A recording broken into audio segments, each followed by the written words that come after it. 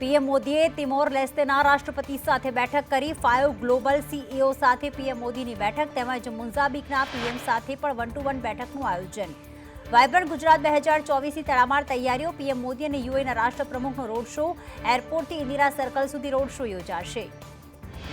ગાંધીનગરમાં પીએમ મોદીના હસ્તે ભારતના સૌથી મોટા ટ્રેડ શોનું ઉદ્ઘાટન. 9 થી 13 જાન્યુઆરી સુધી ગ્લોબલ ટ્રેડ શો ચાલશે. અમદાવાદ એરપોર્ટના રૂટ પર ટ્રાફિક જામ. પીએમ મોદીના રોડ શોને લઈને 2 વાગ્યા બાદ એરપોર્ટથી ગાંધીનગરનો માર્ગ બંધ રહેશે.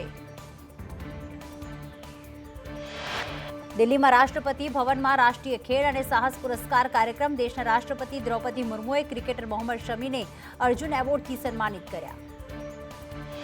ગંગાની જેમ હવે અયોધ્યામાં સરયુ નદીની આરતી ઉતારાશે. પ્રાણ પ્રતિષ્ઠા બાદ સરયુ નદીની આરતી ઉતારાશે.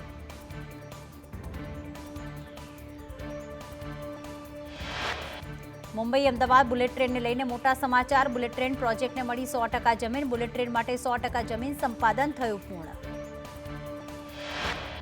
જૂનાગઢમાં ગિરનાર પર ભારે પવનના કારણે રોપવે બંધ. પ્રવાસીઓની સુરક્ષાને ધ્યાનમાં રાખી નિર્ણય.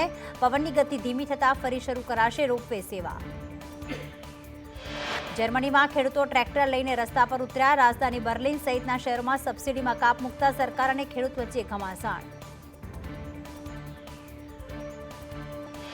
રાજ્યમાં આજે કમોસમી વરસાદની આગાહી. આજે સૌરાષ્ટ્ર દક્ષિણ ગુજરાતમાં વરસાદની આગાહી. અમરેલી ભાવનગર ગીર સોમનાથમાં માવઠાની શક્યતા.